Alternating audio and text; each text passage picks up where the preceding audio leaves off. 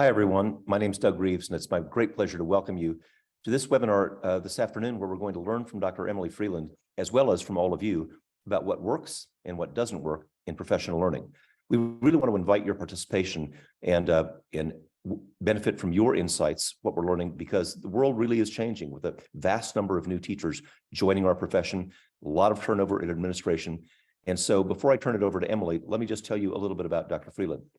She has 30 years of experience working from the classroom to the district level to the state level, and has really had an impact nationwide. She travels from coast to coast, helping in particular to focus on the needs of students who, in her terms, need to go from ghost to graduate. That's the title of her wonderful new book, where she really helps us identify kids who, if we don't address their needs, we will lose them.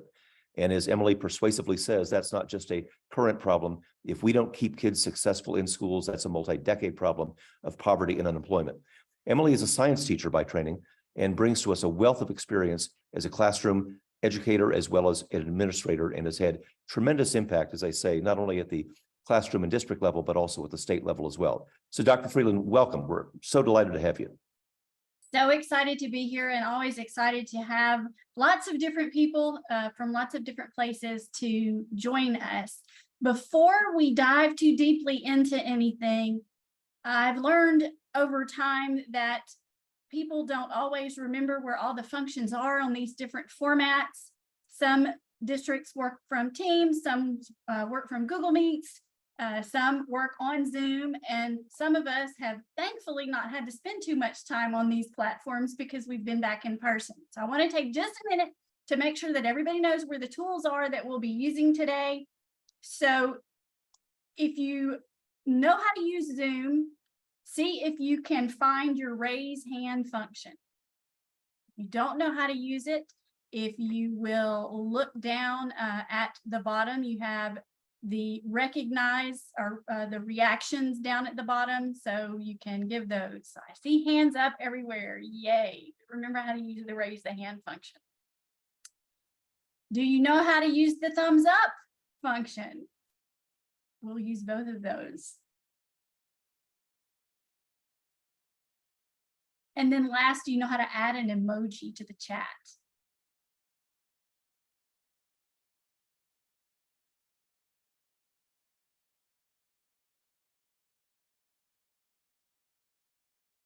Got it. I see them starting to come in.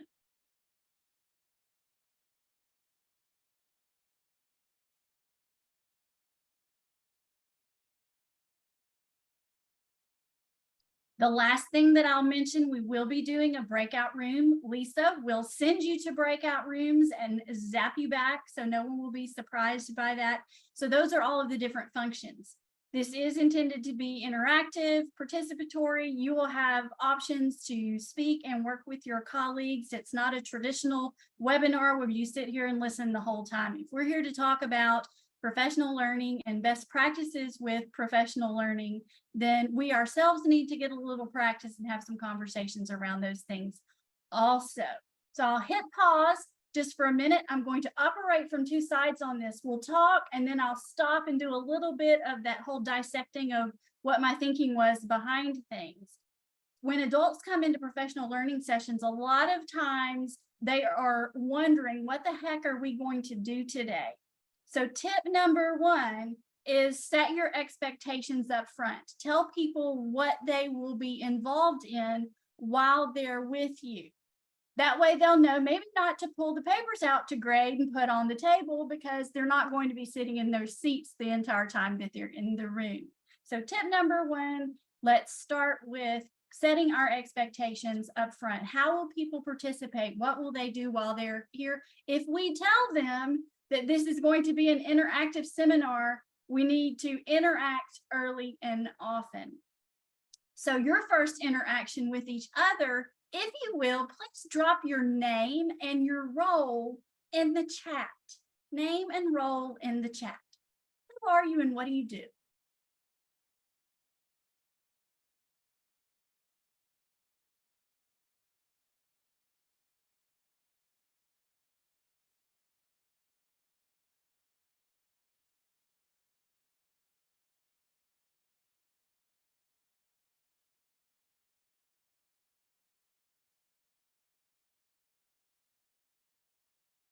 I see what looks like a lot of district office type people, school support type people.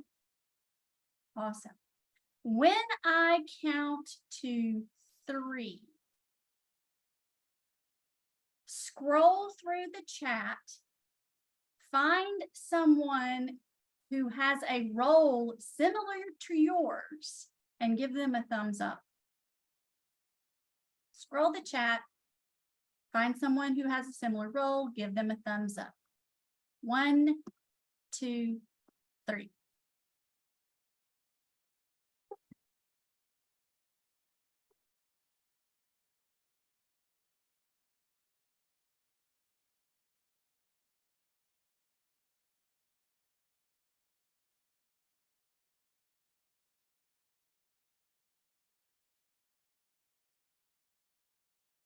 Awesome. So let's hear from 2 people. Who is someone that you found that has a role similar to yours? And tell me a little bit about that role. You can take yourself off mute.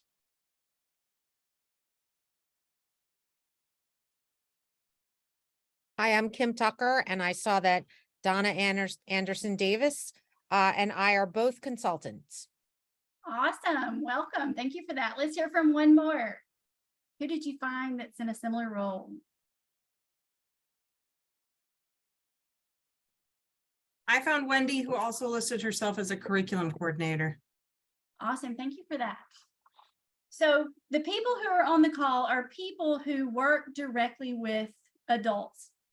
Now, I don't know about you, but when I moved into a role of serving adults, I was in a high school working, it was a growing high school, and I was working with new and experienced teachers who had just been hired onto our building. Because we were a new facility, we were growing like crazy. So 10 to 20 teachers are being hired each year. The principal came to me and said, "Hey, Emily, will you design some kind of mentoring support program for all of these new people who are coming into our building? Because we want to make sure that everybody feels included and supported throughout each of the years." So I took that role on, which meant I went and took some classes on classroom management. I did things on instructional strategies. And then when an opportunity came open for me to move to the district office, I jumped at that because I had really found my love of supporting the adults who support the students. But the one thing that didn't happen all through this was I never had anyone talk to me about how you shift from delivering information to students to engaging adults in professional learning. So I went through a lot of trial and error, did a lot of reading, a lot of studying. And over time, I started watching people and trying to figure out who I was as a presenter based on the things that I saw them do that I believed to be effective. I finally found myself in a role where I received some coaching on presentation and facilitation. And that was the point at which I started keeping a presentation and facilitation notebook. The only thing that goes in this notebook are things to remind me of how to plan and how to think about delivering professional learning to adults. Maybe you have something like this, maybe you don't. Maybe today will be a good time for you to start thinking about your professional learning notebook. It travels everywhere I go that I'm delivering learning to adults. So I'll hit pause here and ask you, based on what I just talked about, what do you now know about me? Let's hear from 3 people. What is something that you just learned about me?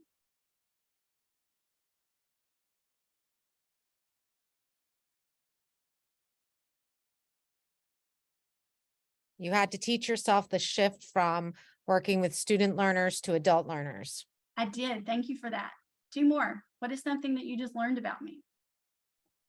You keep a record of what works and what doesn't and journal about it. I do. What else did you learn about me?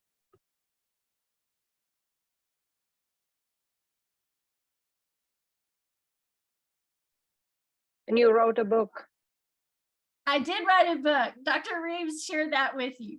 I asked that question for this reason, and I'm going to move to share my screen, or at least I hope I am. Here we go. And get moving and go to this piece right here. And that is one of our tendencies when we begin our introductions in a professional learning session is to recite our resume. This is your friendly reminder that you are in this role because you are good at what you do. When you have an opportunity to stand in front of adults, it is because you are good at what you do and you don't need to recite your resume. How frequently do we end up in professional learning where they'll say things to you like, I went to college here, I taught this many years in this school or in this classroom, I've done all of these things. And as a participant, I always find myself with my mind wandering there because that's not what I'm really interested in. I'm interested in what you've done and what I'm going to learn from you today. So don't feel pressured to recite your resume. Tell a story of who you are. Because you didn't know you were supposed to be listening to everything that I said, some of the things that I told you was that I worked in a high school. I was working with new and experienced teachers who were new to our building, starting with classroom management and strategies. And then I moved into a district role where I supported adults. And then you all did remember, if we go through the whole primacy and recency, that I did a lot of learning by trial and error. And that's what I think happens to a lot of us when we move into these adult support roles. We've not had any kind of formal training that lets us know what we need to do. So my hope today is that you'll leave with some additional things to put in your toolbox to help you in that support role that you now have. So when it comes to doing presentations and facilitating sessions, one of the things that we know has to happen at the very beginning is that we have to connect with our audience. We've been told that if you don't connect with them in the first 10 to 15 minutes, then they're going to check out and not listen to you very much. So let's talk about what are some things that we can do to create an engaging opening. So some things that you can add to your list. Storytelling experiences and challenges that you have, depending on how you're working with people, the topic, the content that you're using, maybe the best opening will be a story around a success or a challenge that you've had so that you connect with the people, so that they know you're authentic, that you are relevant standing in front of them. You can use thought-provoking statements. So get them thinking right off the bat. That might even come in the form of a quote. Illustrations and pictures are always helpful to spark that thinking and set that hook. And anyone who's done really any learning around the power of questioning, throw a question out. And then the last thing, again, depending on what you're presenting, surprising statistics are always fun. So what is that thing we're going to hit them with as soon as we start that drags them into this whole experience? What can this look like? So I told a story to try and connect with you and what happened to me when I came out of the classroom and moved into my role. Thought-provoking statements. This is one from my book. We have a ghost problem in our schools. Another one, raise your hand if. So if I want to find out who's in the room with me and connect them through experiences. Raise your hand if you've ever changed schools. Raise your hand if you were a principal or building level administrator. So there are ways to connect through interactive areas there. There's asking a question like, why are you here? Why did you choose to join this webinar today? Why is it important to you? So I'll hit pause there as a question. Why are you here? Why is participating in this important to you? And I'll go back to, let's hear from two people.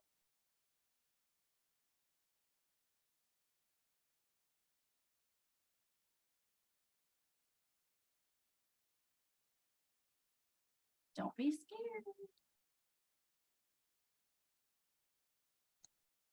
I think for me, time is limited with our teachers and support staff that we work with. And so making sure that what we do is impactful and we get everything that we need out of the time that we have with them.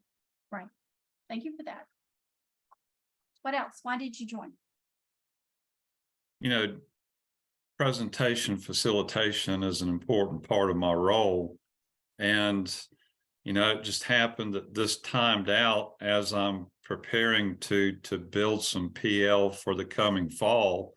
And so with that, you know, I'm always looking at getting better, and was hopeful that this webinar would leave me with some takeaways that may be helpful in developing that new PL. Awesome. Thank you for that. Opening- I'm sorry, Emily, in the chat, folks have contributed saying looking for fresh ideas for PD. There's nothing worse than boring PD, always looking for new ideas, people trying to stay fresh. Thank you for that. Mhm. Just remember, openings are your opportunity to connect with your audience.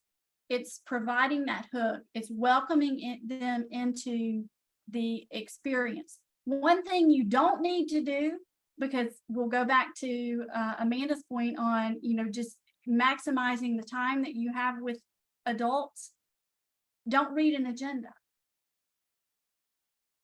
If you have written a good description, if people know why they're there, they want to get busy. They want to get busy learning from you.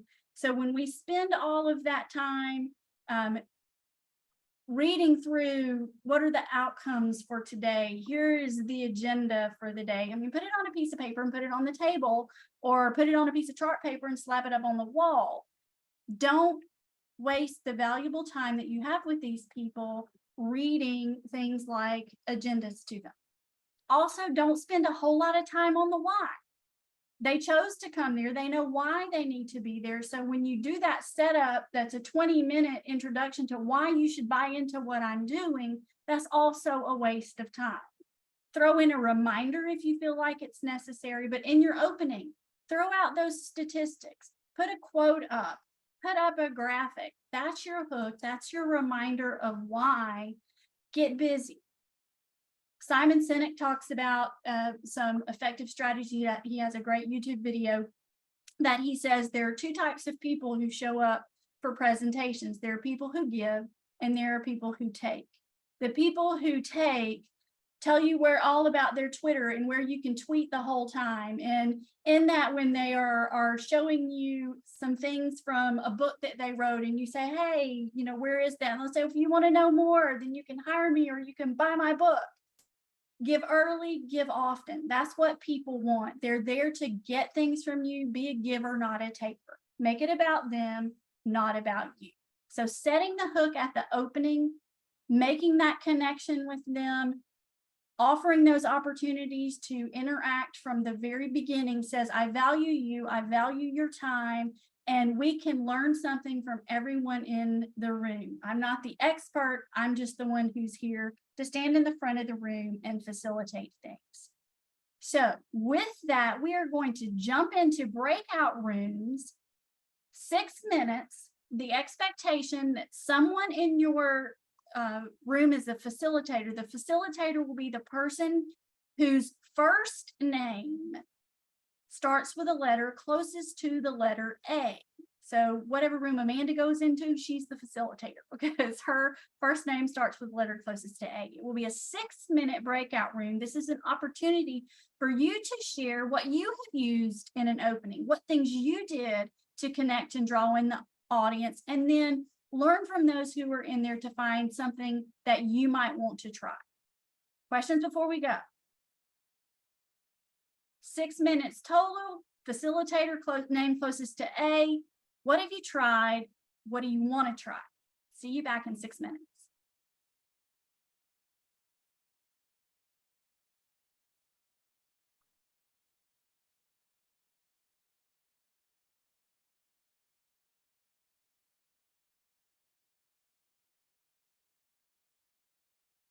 Here we go.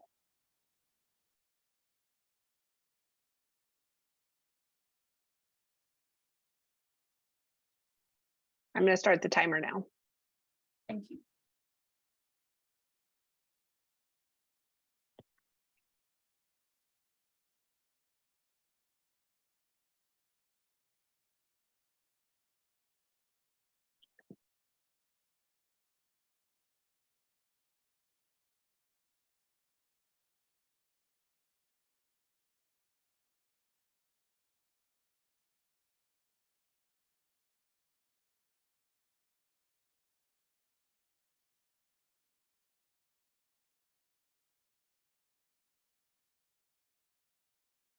I'm going to join room 2, Emily, because there's only 2 people in there.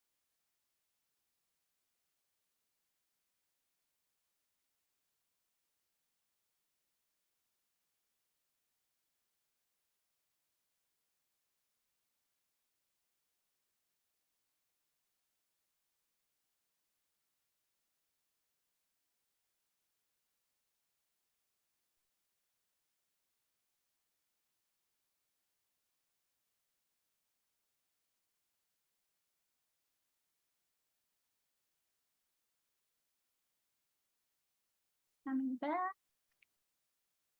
Emily, let's be conscientious if folks share out fun activities that engage, that set the mood for it's going to be a good time.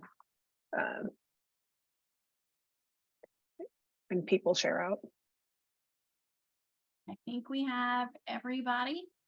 So let's do a quick debrief and share. What did you learn from your colleagues? What is something that you want to try? Well, this is Doug. I was lucky enough to be in with a couple of wonderful leaders who like to start with music. And one of the things that they recommended was the Pink Floyd. You'll have to correct me because I'll probably get it wrong, but Don't Need No Education. Provocative way to start the meeting. Yeah. Music is a fabulous way to set the tone and set the mood. And if you know you have a bunch of grumpy people coming in, you can change the mood by using music. And same thing, if they're coming in a little too loud and rowdy, you can settle that down with music. Also, music's a great way to get started. What's something else that you learned?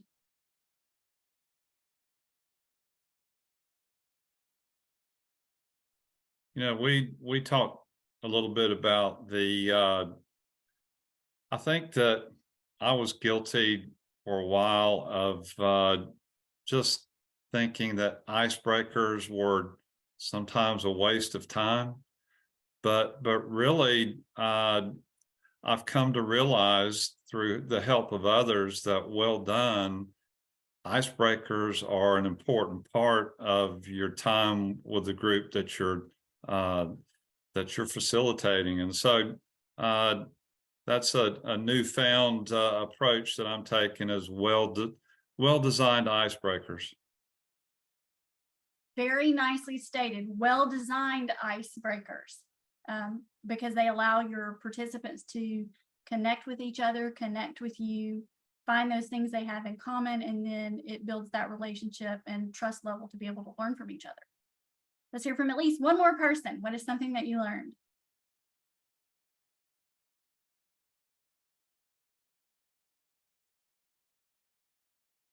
I liked Wendy's idea, a spin on the question idea. She puts different questions in eggs and people have to find a partner and answer the question and then trade the egg with them and go find a new partner. So I thought that was a nice spin on the question idea. Awesome. I'll throw an additional point to ponder at this point in terms of where do we do openings. So obviously the opening of the session is the biggest opening that we have. It is that biggest opportunity to set the stage, make the connections, create the setting that we want for our participants. But every time we give participants a break and they leave in some way and then come back, that creates another opportunity for an opening. So how do we bring people back into the experience in some way other than, okay, so let's get back started.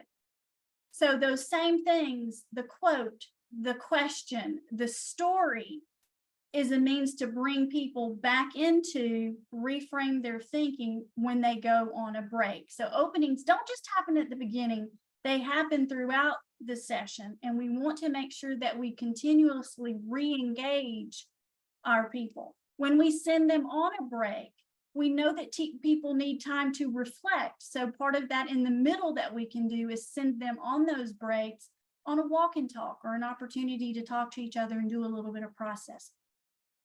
So starting with openings, engaging them from the very start, setting the stage, letting them know that it's just going to be the best time ever.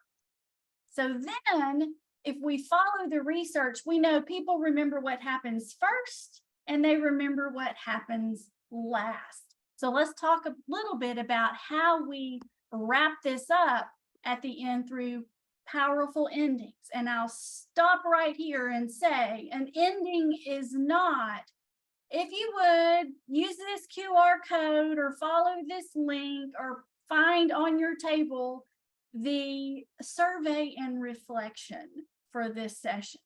That is not a closing. Even though that's a piece of information that a lot of us want to have, that should not be what closes your session. The survey doesn't close you. You close you. So what are some ways that you can close your sessions and make it a powerful ending? You can share a solution.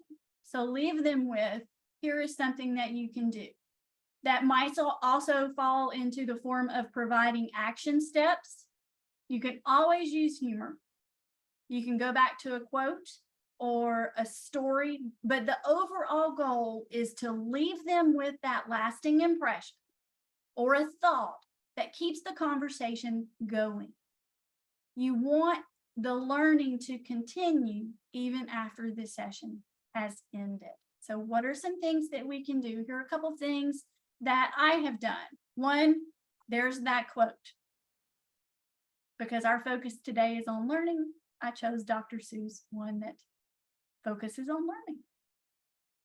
Another way that I've done it is taking that moment to reflect, asking for that commitment. So my call to action is, what is something that you will commit to doing?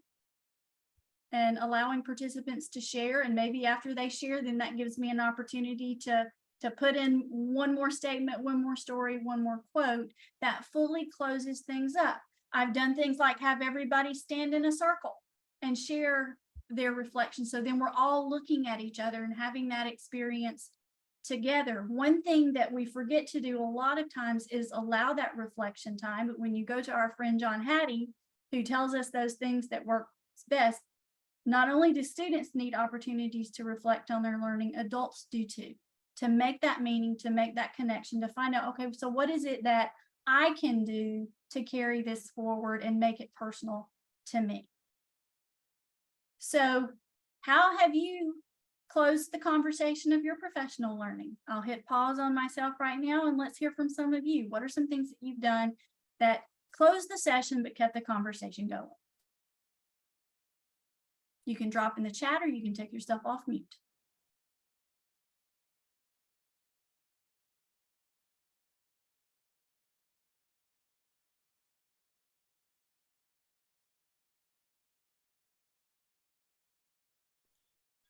So this, Um, sorry, go ahead.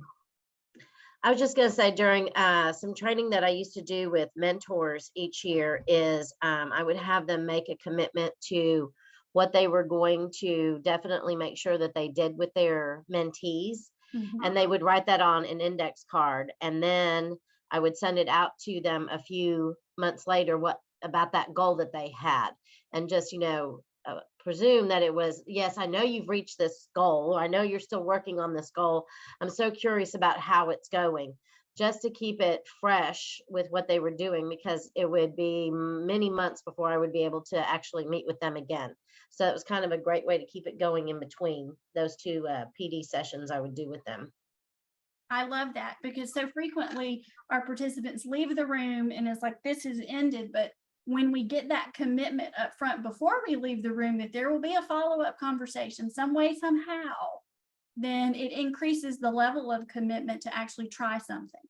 Kim, you had something you wanted to add also. I did a session today with the participant guide that asked them questions, had them reflect along the way. And then there were boxes that were highlighted that at the end, they could turn that into their action plan. So they left with a plan of action at the end of the session. And that's really important. You want them to leave with actionable steps. They came to you to learn, to have something that they can leave with to do, building in that place for them to figure out what they are going to do, how they're going to do it, just provides a great opportunity to both reflect and to close out the learning. Does anyone have anything to add? Emily, there are a lot of comments in the chat. Okay. Would you like me to read them, or would you like to review them? Please, I'll let you do it. Okay, Wendy mentioned that she loves walk and talks for breaks and coming back to debrief those. That's a strategy that we use at Creative Leadership Solutions internally and externally, and that folks always appreciate getting out and getting some fresh air and steps and discussing a specific topic. So Donna says, I often have participants state how they will use the learning back in their setting and then send themselves an email or a text to record their commitment to themselves. Doug shared, asked them to write a thank you letter to a teacher who meant a lot to them. Let's see. Commit to something even small in the near future from Jody. And Amanda poses 3 questions. What has challenged you today? What has been reaffirmed? And what will you do moving forward? Nice. I like that. So we remember what starts us off. We remember what ends us, but then there's a whole lot of stuff that happens in the middle, and that needs intentional planning as well. So how are we amazing in the middle? So just some quick tips to think about. First, keep it simple. Show up, stick to the focus. It's so easy for conversations to pull us in one way or another and help us lose the focus. Stay focused on why you're there and what you're doing. I'll also add here, I'm a big fan of Doug. I call him Doug Limov. I'm not really sure what if it's Limov or Limov. Doug, maybe you can help us out there. But a lot of you have probably seen the Teach Like a Champion book, and he uses the phrase economy of language, saying what needs to be said with the fewest number of words, avoiding preamble. The number of times that I've been in a session that I myself have done in just a minute, I'm going to ask you to get into groups. And once you're in groups, here's everything that you're going to do. And go on and on and on and on. And then say, okay, get in your groups. And then people get in their groups and they're like, what are we supposed to do? So that when I say go, you will get into groups, you will you will find 2 partners, you will discuss this. So, being very specific. The other thing that it does, I'll go back to what Amanda brought up at the very beginning, and that's making better use of your time. So say what you have to say in as few words as possible. Be purposeful in your planning of that. And then this last one, if there were anything that I could recommend to everyone who presents professional learning, and that's practice. Practice, practice, practice. Our tendency is to start with the slide deck, and then we put a whole lot of things into slides, but we don't think about what is it that we really want to say in all of this. So when we think about all of, economy of language is number 1. So then the common experience is one that I think about. People come in with different experiences, and when we start trying to pull from what they've done in their own schools, a lot of times you hear, well, my school can't do that because, and then again, it derails, we lose time. So if I can frame them around a common experience, it also kind of helps with all of these next few things. So activities that I like to, like an all aboard is one that I do. It's also called shrinking ship. So we can talk about the importance of teamwork when I'm working with professional learning communities. So they have this experience. So I tie everything to that common experience versus what does professional learning community look like in your school? Because then I can derail the whole conversation. It's keeping the focus by providing that common experience. And there are fabulous tools out there, and we can share some of those in a follow-up email of how we can create some of these simple activities that we can draw from as that common experience. Making things interactive. Another tendency that I have is to want to tell everybody everything, which means my slide deck becomes about 20 slides longer. So how can I turn that over to my participants in some kind of interaction with each other, like a jigsaw, where they read, they process, they share, and it's not 20 more slides. It makes the time more effective. And then it doesn't mean that they're bored out of their minds while all of that is going on. Creating those interactive tools. So if I'm going to ask them to do a word cloud or a survey or something on Mentimeter or a Padlet, then how do I use that tool? So for this, I had a word cloud. Now construct a definition from the words that you've given me. So it's not just throwing out a tool to gather information for me, but it's actually letting them process the information in some way through using it. And then when we throw all of this together, when we have an engaging opening, when we have a powerful ending, and we do lots of amazing things in the middle, then we've set ourselves and our participants up for success. I also, my fearless leader, Lisa Almeida, reminds all of us that we should follow the 50-25-25 rule. 50% content, 25% participation, and then 25% practice. Where do our people have an opportunity to practice what we're asking them to do before they leave us and are left to their own devices to figure it out in their classrooms? So how are we providing those simple practice opportunities for people while they're there? I encouraged us to practice.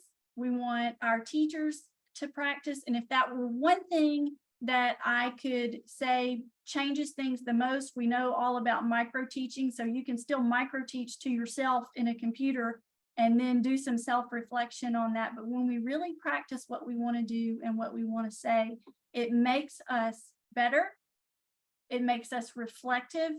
And then it helps us to keep that focus, because we're eliminating those things that pull us away from what we know we wanted to do in the session. So I'll leave us here with saying, let's take a minute to reflect on openings, closing, and keeping it amazing in the middle. What are some practices that you are now thinking about adopting, adapting, or abandoning in the presentations that you do? Let's pause for 30 seconds. Maybe you want to jot this down. Maybe you want to jot it down up here, but adopt, adapt, or abandon.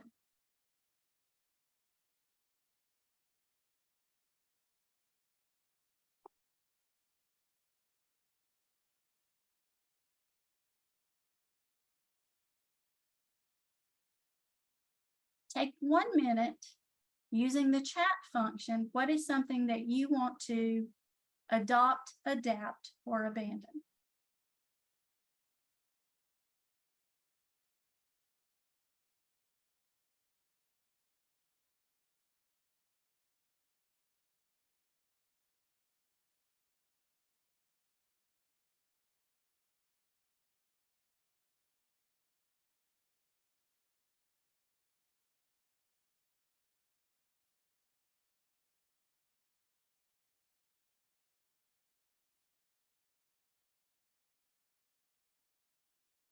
I will pause for an extra minute for you to scroll through and see what others have put.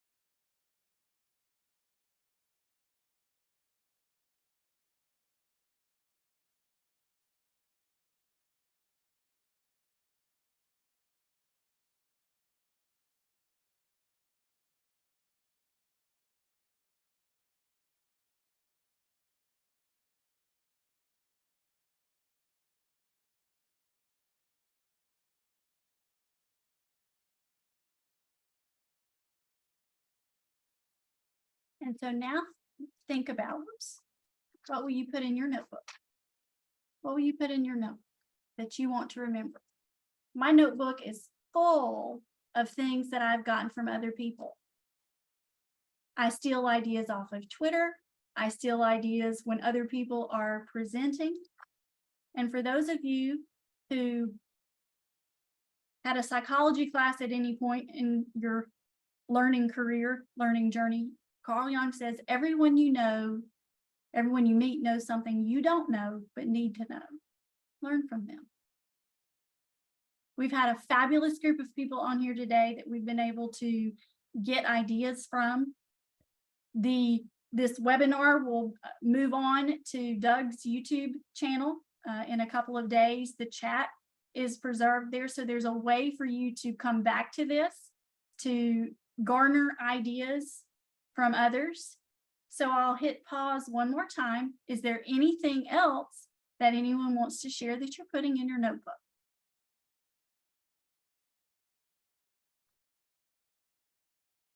We have a small enough group that folks can unmute and feel free to share out. Yeah.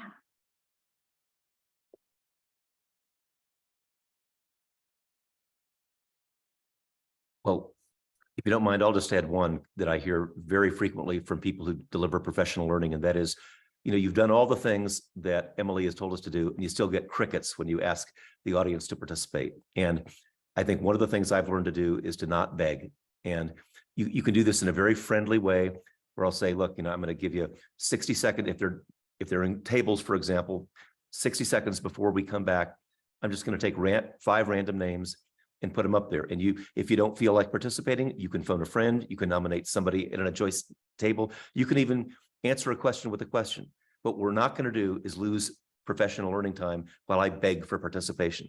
And for the most part, you'll get some pushback on that. But for the most part, as long as you make it emotionally safe, nobody's put in the spot, it really saves a ton of time and leaves you in the driver's seat. So that's one thing I'd offer. And I have those strategies from Doug in my notebook too, because I've heard him many times say the phone a friend, answer a question with a question.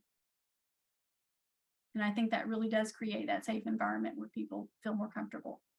And then I also do that. I want to hear from 2 people. So you've seen me do that a number of times today, because that's the expectation. I only want to hear from 2. And if you practice wait time, you usually get at least that. And it also go back to the controlling the time.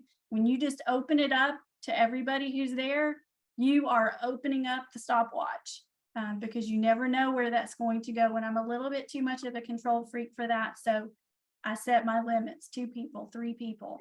And that is to control that piece of it, because we've all probably had that experience where someone starts talking, and then 10 minutes later we're trying to figure out how to close it down so that we can move on. So set those expectations and feel comfortable and confident doing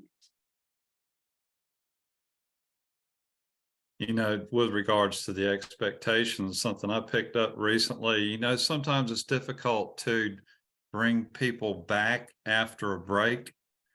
And the thought that was shared with us, and I really like it, is that instead of saying, okay, we're going to start back in 10 minutes, you say, we're going to start back in 8 minutes and 34 seconds. And you're very, very specific. And at that 8:34 mark, you're back underway. And, I sort of like it. Mm-hmm. And I recently saw something, I think it was on Twitter, it may have been something else, where people were saying adults don't need countdowns, or don't tell me how to clap, clap once, clap twice, things like that. But I have found those to be highly effective strategies to get attention back. So whether you do a countdown or a clap, or touch your head, touch your nose, touch your those types of things, they are very effective ways of getting attention back. And one of the things that I struggle the most with when I'm in a session is when people start talking, and it's just the presenter is trying to get things moving again while there are still 15 conversations going on in the room. I feel like that's just so disrespectful to the presenter. And so those, the stop to the conversations, I think, are really important. So thank you for sharing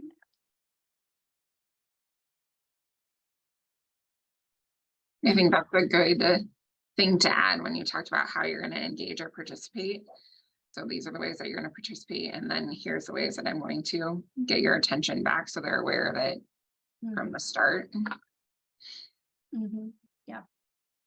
And then the final ending, there's always that, most of us do some kind of survey at the end. Where I will leave this is make sure that whatever feedback you solicit from your people, that it is feedback that you really want. A lot of places where I have worked both as an employee and now as a consultant, you see these things that are these Likert scales 1 through 5. And while you do get good information from that, what I really want to know is, what have you learned today? What will you use from today? And then, you know, what could have been different that would have made this experience better? Now, sometimes I get things like, if we'd had water, okay, I can't help that. I can't give you chocolate and I can't give you water, but I can create an environment where you feel like you can participate more, or if there was something that you needed to address that I didn't. And I've learned that, you know, you go in with that focus, and sometimes people are like, oh, but we really need this. Okay, that's good to know. That's your invitation to come back. This is why we're here today. This is why I'll come back. Instead of letting that derail and you get off topic and start addressing something that is not why you're there to begin with. I thank you for joining me today. This is something that I spend days with people doing, just because there's so much to think about, but we focused in on what's most important: how you start, how you end, and what are those things that we do to keep the focus in the middle. So I thank you so much. Well, Emily, thank you. We're really appreciate you sharing your ideas. I was inspired by what you said about when people do professional learning, there's givers and takers. So here's an opportunity to practice what we preach. All of you who are doing professional learning, there is a wealth of free resources at creativeleadership.net, which you are free to copy and use and distribute. You'll find short videos on a wide variety of topics, everything from creativity to leadership to grading, all the effective teaching. You're welcome to distribute those or use them as a conversation starter if that's useful for you. Lots of tools, lots of articles. So please take advantage of that. I know you've been in situations where people are all cranky about copying things. We're not that way. Research is there to be shared. So please take advantage of creativeleadership.net. And the other free thing that we do is offer support one-to-one for doctoral candidates. So if you or a colleague or a loved one are working on that dissertation on the 10-year plan, send them to finishthedissertation.org. It's free one-to-one coaching to get you through the dissertation. So thanks for inspiring that, Emily. And thank all of you for joining us this afternoon. Yes, and I'll pile on to Doug. I joined Finish the Dissertation, and some of the support that I received there helped me to finish my dissertation. And I did take every available minute that they gave me to do it. So this is my contact information. I am giving it to you, not so to take from you, but so you can contact me for any reason. That is my cell phone number. And you can feel free to reach out and we will get back to you. So thank you again. Thanks, everybody.